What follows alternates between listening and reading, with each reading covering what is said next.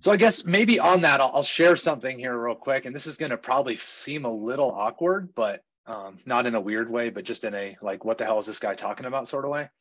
So I have a video here of a tomato sorter, which I know sounds like a weird analogy, but I'm just going to play this and I'll keep talking while it's playing.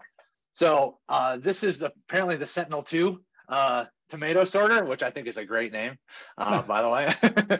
But as we all know, we'll go to the produce store and we buy tomatoes. And for what I think about is I look at these tomatoes and go, hey, this is security alerts. This is security logging data. This is telemetry information, and it's flowing into my organization. And here it is. It's just pouring in. And as an organization, as a SOC, my job is to action things that require immediate action, high fidelity alerts.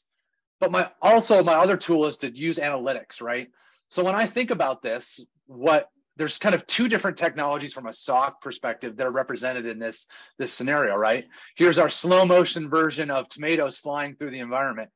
What you see are like these paddles coming down, and they'll actually give you a better view of this in a second. But these paddles are coming down and hitting any tomato that is basically not perfectly red.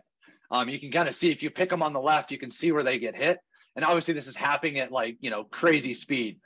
But when I think about the SOC and security analytics and automation, if I'm trying to take immediate action on things that are happening, I need to do it as fast as possible.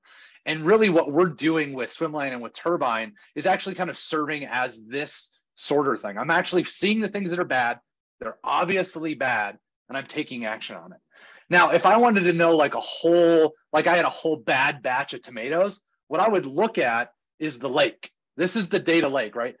There's things that I can see in this big pool of produce as a trend, that I can't see in individual tomatoes themselves.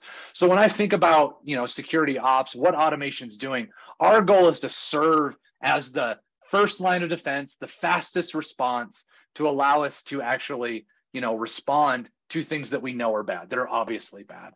So I know it's a bit of a weird analogy, but I think it's actually a good example of the difference between automating high fidelity alerts versus doing what I would call analytics, right?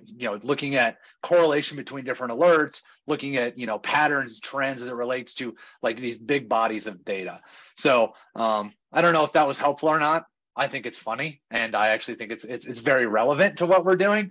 But it's also, that big pool of tomatoes on the back end is really where the security analytics, the all-in-one platforms, that's where they're providing probably more value. But on the flip side of that, to say that there's, that's happening, we actually, again, another Gartner conversation, and from my own personal experience, and maybe it'd be good to get some field experience, the number of alerts that are actually being generated by SIEM is actually really low, because most of the alerts that most security teams are managing are produced downstream. Very few as a percentage are actually coming from correlation rules, analytics, heuristics, things like that are coming from the SIEM. So the question is, do I need a SIEM and a SOAR? I think you absolutely need log management. You need it for compliance. You need it for audit. You need it for incident response, for searching historicals. You absolutely need it. But I think the question that you might, pose back to the customer, just to, get them kind of thinking about where they're spending budget is, what percentage of the alerts that you get from your SIEM are actually sourced at the SIEM versus sourced in the threat detection tools that are downstream. And if the answer is, 85, 90%, if not more, why are they missing them? And if those alerts are coming from the SIEM, could they spend a lot less money, move that logging data to an S3 bucket or some other low-cost log management tool, and buy the threat detection that's specific for those alerts that they're missing? So it's not, you don't need SIEM. You absolutely need it. You need log management. The question is, do you need SIEM? And I think the question to ask a customer in that moment is, what percentage of the alerts that you manage from your SIEM are actually from the SIEM, not from something that was sending data to the SIEM? So I think that's a lot of soapboxing on SOAR versus SIEM, but hopefully that's helpful as folks are kind of thinking about those consolidated platforms.